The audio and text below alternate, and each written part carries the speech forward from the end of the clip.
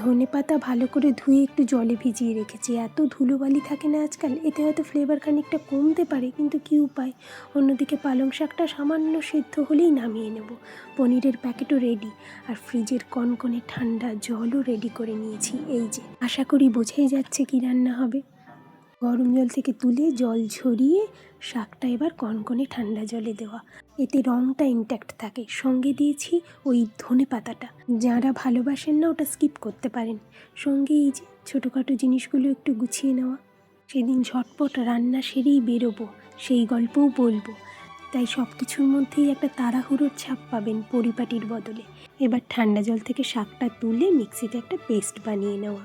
পনিরের টুকরোগুলো এই দিন ইচ্ছে করেছিল একটু বরফি বরফি করে কাটবো, তবে ফ্রিজ থেকে আরেকটু আগে পনিরটা বের করলে ভালো হতো, তাহলে কাটতে তো বেগ পেতে হতো না এবং শেপটা প্রপার হতো। ইতিমধ্যে রসুন কুচি আর আদা কুচি দিয়ে দিয়েছি, এগুলো হালকা ভাজা ভাজা হতে যেটা মেন উপকরণ গোটা জিরে সেটা দিয়ে দিয়েছি, আর সঙ্গে সামান্য গোটা গরম মশলা। গোটা গরম মশলাটা চাইলে স্কিপও করা যায়, সিম্পল রান্না যত সিম্পলভাবে করা যায় ততই ভালো।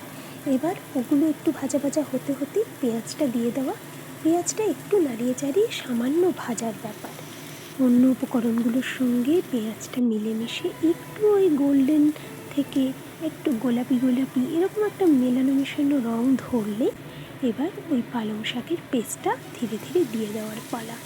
আর আমি কিন্তু অবশ্যই মিক্সি ধোয়া জলটাও সামান্য দিয়েছি, ওটা নিমেষেই মজে আসবে। তাছাড়া আমরা কখনো এক বিন্দুও কিচ্ছু অপচয় করা, নষ্ট করা এসব করিনি। মাকেও দেখেছি রান্নায় কড়াই ধোয়া, বাটি ধোয়া জল দিতে, এতে নাকি রান্নার স্বাদও বাড়ে। যাই হোক, ইতিমধ্যে একটু নুন আর অবশ্যই অল্প একটু মিষ্টি, যাতে স্বাদটা ব্যালেন্স হয়, এসব দিয়ে একটু নাড়াচাড়া করতে করতেই এবার পনিরগুলো দিয়ে দেওয়া।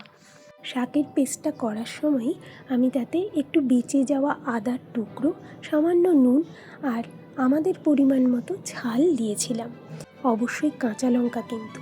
আর এই যে পনির একটু নাড়িয়ে চাড়িয়ে রেডি করতে করতেই সব শেষে দিলাম এক খণ্ড মাখন আর একটু কাসুরি মেথি।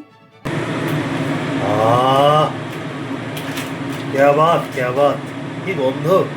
ওই আরেকজনের নাকেও গন্ধ পৌঁছে গেছে। অকারণে রান্নায় গুঁড়ো মশলার ব্যবহার আমার একেবারেই পছন্দ না, শুকনো লঙ্কার গুঁড়ো তো একেবারেই নয়। আর তাছাড়া সিম্পল রান্না যত সিম্পলভাবে করা যায় তার স্বাদ গন্ধ সব মনে হয় ইনট্যাক্ট থাকে। সেদিন আবার হয়েছিল মেথির পরোটা, তাই এই পরোটা দিয়ে পালক পনির একদম জমে গেছিলো।